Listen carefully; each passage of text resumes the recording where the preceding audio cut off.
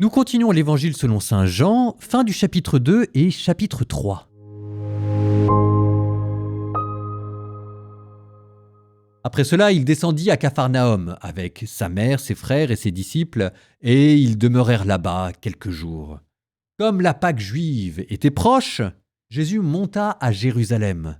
Dans le temple, il trouva installés les marchands de bœufs, de brebis et de colombes, et les changeurs. Il fit un fouet avec des cordes, et les chassa tous du temple, ainsi que les brebis et les bœufs. Il jeta par terre la monnaie des changeurs, renversa leur comptoir, et dit aux marchands de colombes : « Enlevez cela d'ici, cessez de faire de la maison de mon père une maison de commerce. » Ses disciples se rappelèrent qu'il est écrit : « L'amour de ta maison fera mon tourment. » Des Juifs l'interpellèrent : « Et quel signe peux-tu nous donner pour agir ainsi ?» Jésus leur répondit : « Détruisez ce sanctuaire, et moi, en 3 jours, je le relèverai. » Les Juifs lui répliquèrent : « Il a fallu 46 ans pour bâtir ce sanctuaire, et toi, en 3 jours, tu le relèverais. » Mais lui parlait du sanctuaire de son corps. Aussi, quand il se réveilla d'entre les morts, ses disciples se rappelèrent qu'il avait dit cela. Ils crurent à l'écriture et à la parole que Jésus avait dite. Pendant qu'il était à Jérusalem pour la fête de la Pâque, beaucoup crurent en son nom à la vue des signes qu'il accomplissait. Jésus, lui, ne se fiait pas à eux, parce qu'il les connaissait tous, et il n'avait pas besoin d'aucun témoignage sur l'homme. Lui-même, en effet, connaissait ce qu'il y a dans l'homme. Il y avait un homme, un pharisien nommé Nicodème. C'était un notable parmi les Juifs. Il vint trouver Jésus pendant la nuit. Il lui dit : « Rabbi, nous le savons, c'est de la part de Dieu que tu es venu, comme un maître qui enseigne, car personne ne peut accomplir les signes que toi, tu accomplis, si Dieu n'est pas avec lui. » Jésus lui répondit : « Amen, amen, je te le dis. À moins de naître d'en haut, on ne peut voir le royaume de Dieu. » Nicodème lui répliqua : « Comment un homme peut-il naître quand il est vieux ? Peut-il entrer une 2e fois dans le sein de sa mère et renaître ?» Jésus répondit : « Amen, amen, je te le dis. Personne, à moins de naître de l'eau et de l'esprit, ne peut entrer dans le royaume de Dieu. Ce qui est né de la chair est chair. Ce qui est né de l'esprit est esprit. Ne sois pas étonné si je t'ai dit : il vous faut naître d'en haut. Le vent souffle où il veut. Tu entends sa voix, mais tu ne sais ni d'où il vient, ni où il va. Et il en est ainsi pour qui est né du souffle de l'esprit. » Nicodème reprit : « Et comment cela peut-il se faire ?» Jésus lui répondit : « Tu es un maître qui enseigne Israël, et tu ne connais pas ces choses-là ? Amen, amen, je te le dis. Nous parlons, nous, de ce que nous savons, et nous témoignons de ce que nous avons vu, et vous ne recevez pas notre témoignage. Si vous ne croyez pas lorsque je vous parle des choses de la terre, comment croirez-vous quand je vous parlerai des choses du ciel ? Car nul n'est monté au ciel, sinon celui qui est descendu du ciel, le Fils de l'homme. De même que le serpent de bronze fut élevé par Moïse dans le désert, ainsi faut-il que le Fils de l'homme soit élevé, afin qu'en lui tout homme qui croit ait la vie éternelle. Car Dieu a tellement aimé le monde qu'il a donné son Fils unique, afin que quiconque croit en lui ne se perde pas, mais obtienne la vie éternelle. Car Dieu a envoyé son Fils dans le monde, non pas pour juger le monde, mais pour que, par lui, le monde soit sauvé. Celui qui croit en lui échappe au jugement. Celui qui ne croit pas est déjà jugé du fait qu'il n'a pas cru au nom du Fils unique de Dieu. Et le jugement, le voici.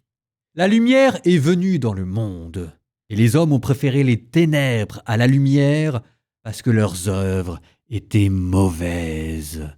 Celui qui fait le mal déteste la lumière, de peur que ses œuvres ne soient dénoncées.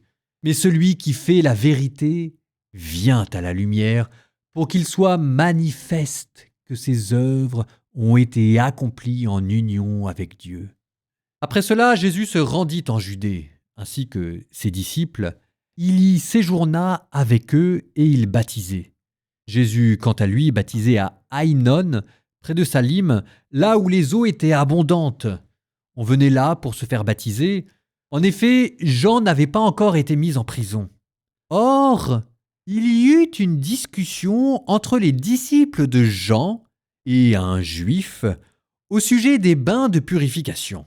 Ils allèrent trouver Jean et lui dirent « Rabbi, celui qui était avec toi de l'autre côté du Jourdain, celui à qui tu as rendu témoignage, le voilà qui baptise, et tous vont à lui. » Jean répondit « Un homme ne peut rien s'attribuer, sinon ce qui lui est donné du ciel. Vous-même, vous pouvez témoigner que j'ai dit « Moi, je ne suis pas le Christ, mais j'ai été envoyé devant lui. » Celui à qui l'épouse appartient, c'est l'époux. Quant à l'ami de l'époux, il se tient là, il entend la voix de l'époux, et il en est tout joyeux. Et telle est ma joie, et elle est parfaite. Lui, il faut qu'il grandisse, et moi, que je diminue. Celui qui vient d'en haut est au-dessus de tous. Celui qui est de la terre est terrestre, et il parle de façon terrestre. Celui qui vient du ciel est au-dessus de tous. Il témoigne de ce qu'il a vu et entendu, et personne ne reçoit son témoignage. Mais celui qui reçoit son témoignage certifie par là que Dieu est vrai. En effet, celui que Dieu a envoyé dit les paroles de Dieu, car Dieu lui donne l'Esprit sans mesure. Le Père aime le Fils, et il a tout remis dans sa main. Celui qui croit au Fils a la vie éternelle. Celui qui refuse de croire le Fils ne verra pas la vie, mais la colère de Dieu demeure sur lui.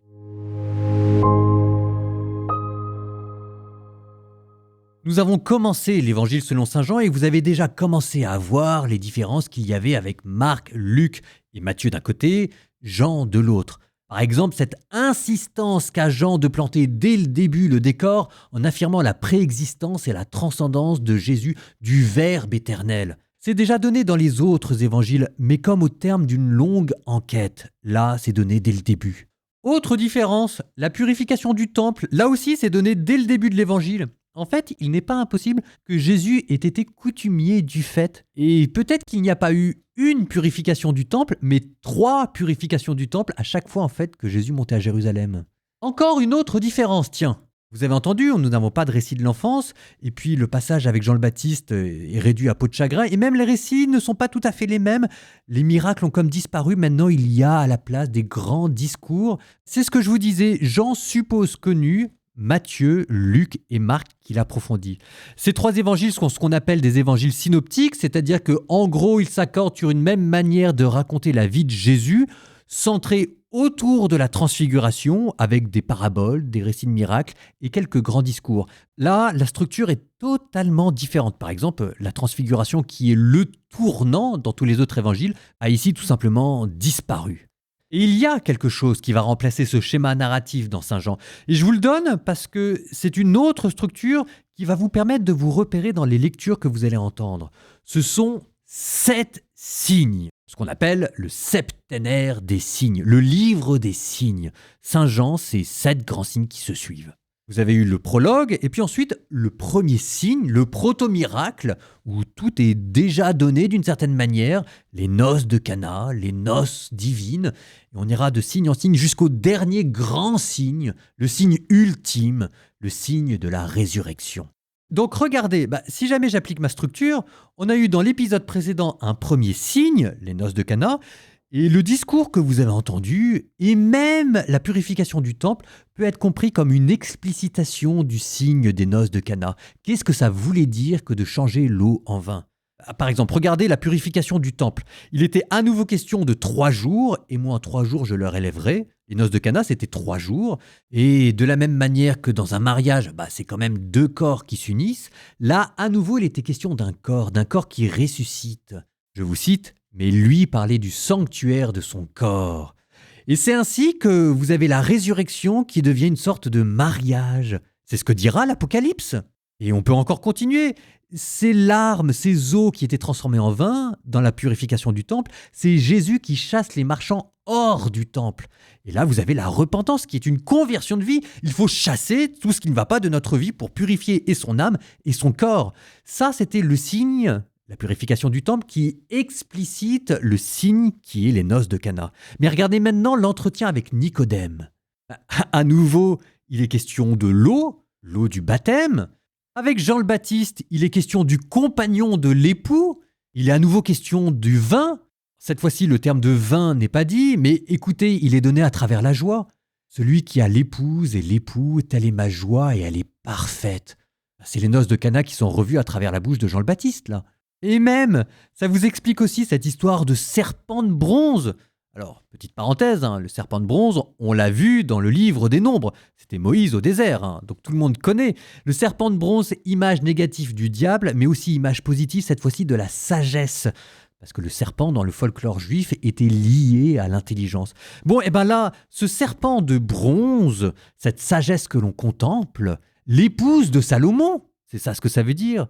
Le serpent de bronze, cette sagesse descendue du ciel que l'on contemple et que l'on est guéri, c'est une nouvelle image du Verbe éternel, l'époux de nos âmes. Et au milieu de tout ça, ce que Jésus disait à Nicodème, le don de la vie. Là encore, c'est le mariage. Le mariage donne la vie. De la même manière, Jésus donne la vie. Il donne l'esprit. L'esprit, c'est le souffle de la vie. Tu entends le souffle de l'esprit et tu ne sais ni d'où il vient, ni où il va. Telle est la vie éternelle. En bonus, je vais pas avoir le temps de le traiter, et je le regrette parce qu'il fait partie de mes personnages préférés, Nicodème. Mais ici, simplement pour vous signaler que ce bon Nicodème, tout docteur de la loi qu'il est, semble à mots couverts croire dans la réincarnation. Alors on se dit, mais comment c'est possible ? Je vous le laisse en exercice.